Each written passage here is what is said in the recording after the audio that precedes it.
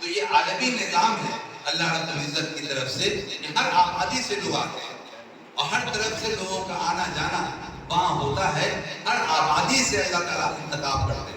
ایسا نہیں ہوتا کہ ایک ملک سے ایک سال میں اجازت دی گئی ہو کہ سارے لوگ اسی ملک کے ہیں. نہیں، ہر آبادی کی طرف سے انتخاب ہوتا ہے اور لوگ وہاں سے آتے ہیں. آپ غور کیجیے پوری دنیا میں 1/4 اس ملت کے افراد کی تعداد پائی جاتی ہے اور وہ مختلف عزموں سے آتے ہیں. پھر خوشحال مالدار بھی ہیں. ایسا نہیں ہے کہ مالداری ان کے اندر کم ہے. 72% جغرافیے پر آج بھی مسلمانوں کا قبضہ ہے، یعنی زمینی حصے پر پوری دنیا میں 72% جغرافیے پر زمینی حصے پر اس ملت کے افراد کا قبضہ ہے. 60% مالیات پر، مال و دولت پر اس ملت کے افراد کا قبضہ ہے. اللہ تعالیٰ نے آج بھی اس کو خوشحال مالدار اتنا بنایا ہے کہ اگر یہ طے کر لے کہ اس کے پیٹرول کی ٹینکی پر تالا رہے گا تو ترقی یافتہ ممالک کے جہاز گہرے میں تبدیل ہو جائے اور اڑنے کی صلاحیت ان کے اندر نہیں ہے. آج بھی اتنا خوشحال مالدار رکھا ہے اللہ رب العزت.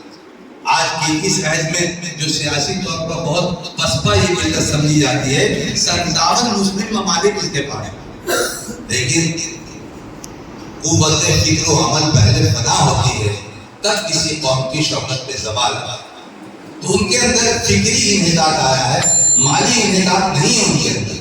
تو آج پوری دنیا سے لوگ نکل کر کے ہمیشہ سے لوگ آتے جاتے رہے ہیں اور حج کا نظام اس سے مستفید ہو کر کے اور خالص دین یہاں سے لے کر کے اپنی تربیت لے کر کے گناہگار بندے کی حیثیت سے حاضر ہوتے ہیں اور وہاں سے کائنات کے خالق و مالک کے مبلغ ہو کر کے اور داعی ہو کر کے وہاں سے لوٹتے ہیں اور پھر اپنی آبادی میں چلے جاتے ہیں.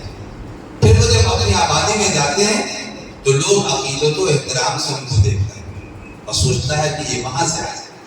آپ اس فرق کو محسوس کر رہے ہیں کہ آپ کل تک اسی آبادی کی حصہ یہاں تھے تو کوئی مسافر میں گرمجوشی نہیں تھی، لیکن جیسے لوگوں کو معلوم ہوا کہ یہ اس سال حج کے لیے جانے والے ہیں، لوگ آپ سے محبت کے ساتھ جب مصافحہ کرتے ہیں تو آپ اس مسافر میں محبت کو محسوس کرتے ہیں.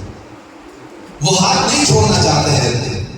وہی سماج کا آدمی، وہی رشتے دار، وہی تعلقات جو کل تک مصافحہ آپ سے کرتا تھا اور آج مصافحہ کر رہا ہے، تو آپ اپنے دل میں عجیب کیفیت محسوس کرتے ہیں، وہ اپنے دل میں عجیب کیفیت محسوس کرتے ہیں. ایک لذت ایمانی دونوں طرف مشترک ہے.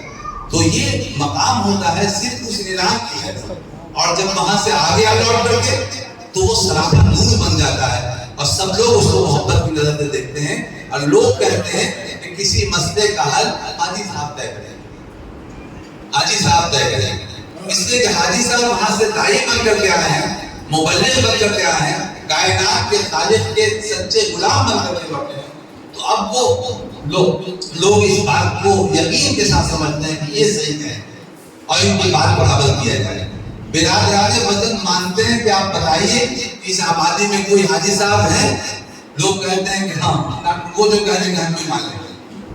ان کے دل میں بھی، چونکہ وہ بھی اللہ کے بندہ ہے، ان کے دل میں بھی کائنات کا خالق محبت ڈالتا ہے، عقیدت ڈالتا ہے. وہی قلب کو پھیرنے والا ہے اور دل کی کیفیت کو وہی جانتا ہے. وہ عقیدت و محبت کے ساتھ کہتے ہیں کہ ٹھیک ہے، وہ جو حاجی صاحب ہیں وہ کہہ رہے ہیں ہم مانتے ہیں. اور حاجی صاحب کی تعریف یہ رہی ہے کہ وہ حق و انصاف کی بات کہتے رہتے ہیں. بس آپ کو ایسا ہوا کہ آپ کے رشتے داروں کے خلاف بھی کوئی بات کہتی ہے، کہا کہ نہیں ان کا حق ہے، صحیح بات نہیں، اس لیے کہ ہم اپنے ایمان کو ظاہر نہیں. یہ جو کیفیت ہے اور یہ جو انداز ہے، یہ بندگی کا انداز ہے اور اظہار بندگی ہے کہ اللہ ہم آپ کے بندہ ہیں. تو اس احساس کے ساتھ وہاں جاتا ہے آدمی. پھر وہاں سے محسن انسانیت لیتے ہیں، وہاں کا سفر بھی ہوتا ہے اور وہاں جاتا ہے اور وہاں جانے میں یہ اہتمام کرتا ہے. عقیدت و محبت کی سرزمین ہے، ادب کی سرزمین ہے.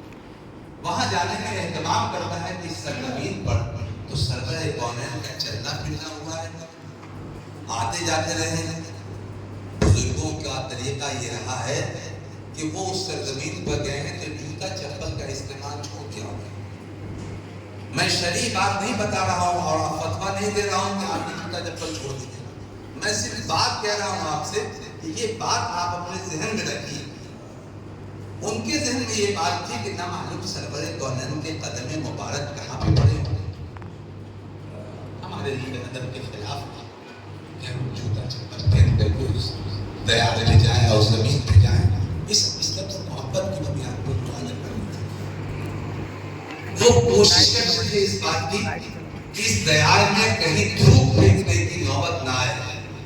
اپنے اس عمل پر وہ قابو پاتے تھے کہ جہاں پہ وضو کرنا ہے, جہاں پہ کچھ اور کرنا ہے, وہاں پر یہ سب کام کر لیں گے.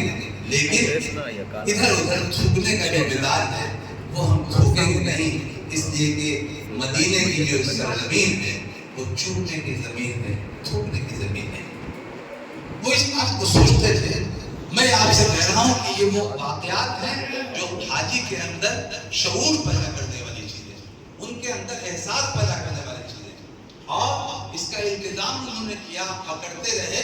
یہ عقیدت و محبت کی سرور کونین محمد رسول اللہ صلی اللہ علیہ وسلم. ان واقعات سے میں یہ کہنا چاہتا ہوں, میں یہ نہیں کہہ رہا ہوں کہ آپ جوتا اتار دیجیے گا اور ایسے چلیے گا, پھر بعد میں آپ مجھ کو الزام دیجیے گا کہ کون زخمی ہو گیا.